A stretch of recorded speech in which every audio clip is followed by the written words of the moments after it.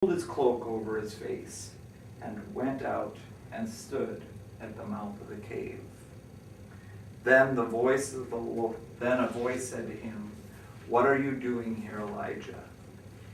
So now God is speaking to him, and he repeats his thing. "I've been zealous for the Lord.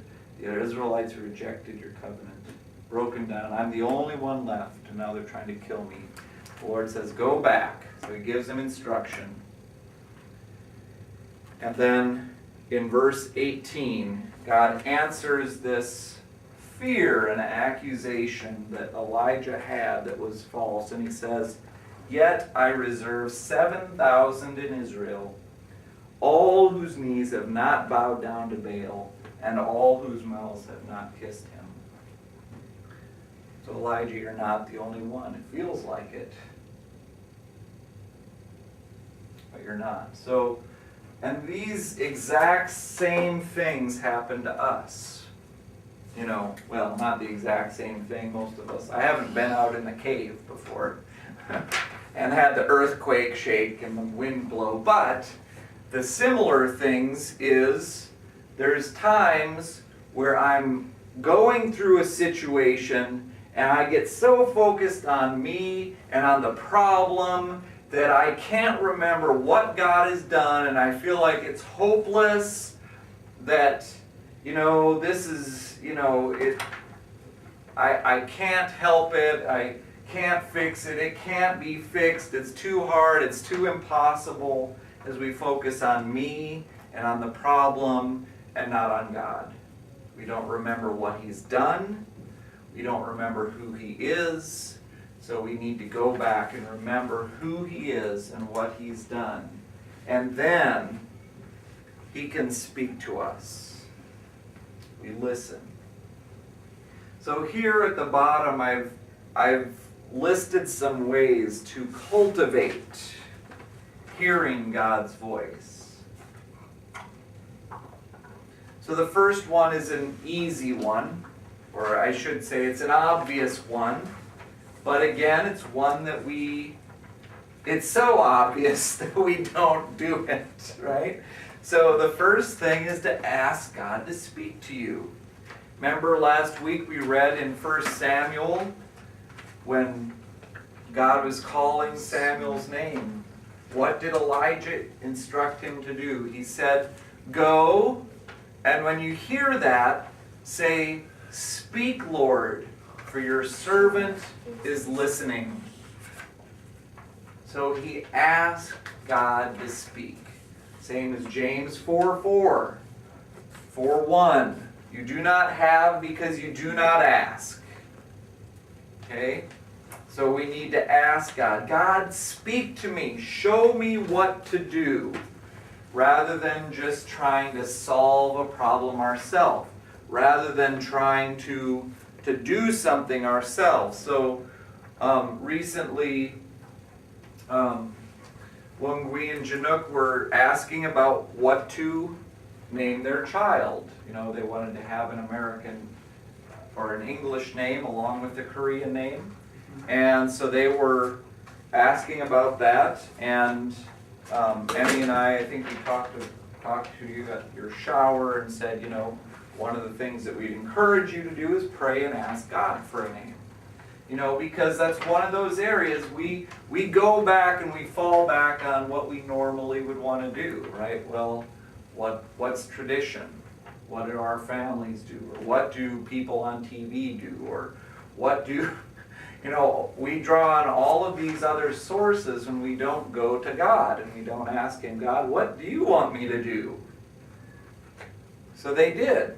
So they were looking for a name, and they both independently came up with a name. They were asking, "Is that God?" He's like, "Well, you both independently came up with the same name."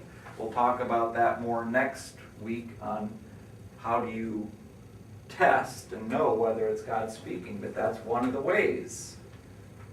You have confirmation from multiple people. That's an indication that it is God speaking. Okay, but asking God. Ask God about all of the situations in our life that come up. Don't just do it the way you've always done it before. or the way that, everybody seems to do it. Ask God. And then, the second one I put here is aim for situations like where he spoke to you before. So get yourself into that environment. And that's part of why I wanted you to look at how he's spoken to you.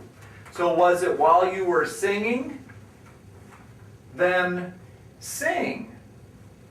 Was it while you were praying? Then pray. Was, the place that you were at and what you were doing when he spoke to you before, that doesn't mean that he'll always speak that way.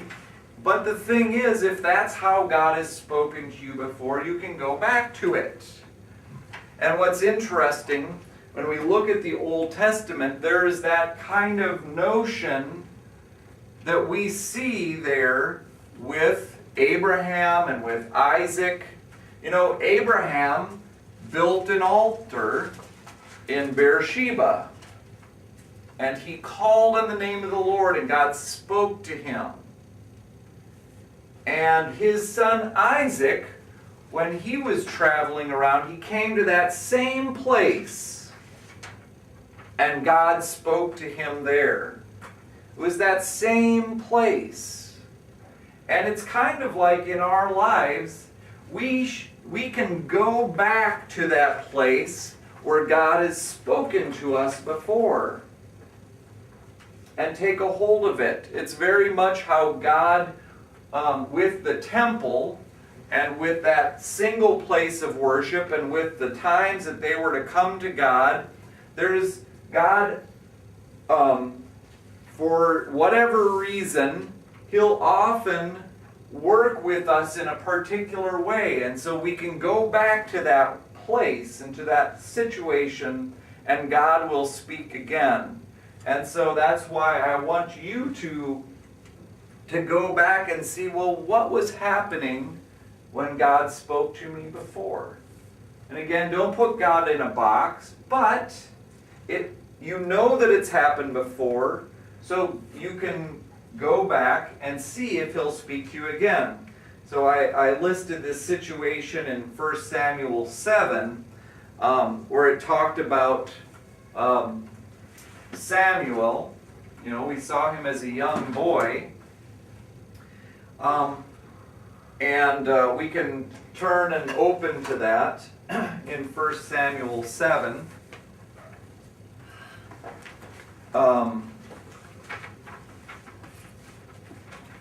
But he went back to and frequented Bethel. Or, I'm sorry, not Bethel, but it was Ramah. 1 Samuel 7. That was where his home was. And he would go on a circuit of ministry. In chapter 7, verse 15, Samuel continued as judge over Israel all the days of his life. From year to year, he went on a circuit from Bethel to Gilgal to Mizpah, judging Israel in all of those places. So he would go there, people would come to him, they would ask for advice, they would ask him to settle disputes, they would ask him to pray for them. He would go on these circuits, and God would speak to him and give them instructions about what to do. He was training other prophets, he was speaking with them. And then it says, but he always went back to Ramah, where his home was, and there he also judged Israel, and he built an altar there to the Lord. That was a place where God spoke to him. He built an altar there, and he would keep going back because God spoke with him there and gave him the help that he needed. And so that was a physical example of what we can do with kind of less the place, but more the situation around it. So if you, there was another time when I think it was, trying to remember if it was Elijah or Elisha was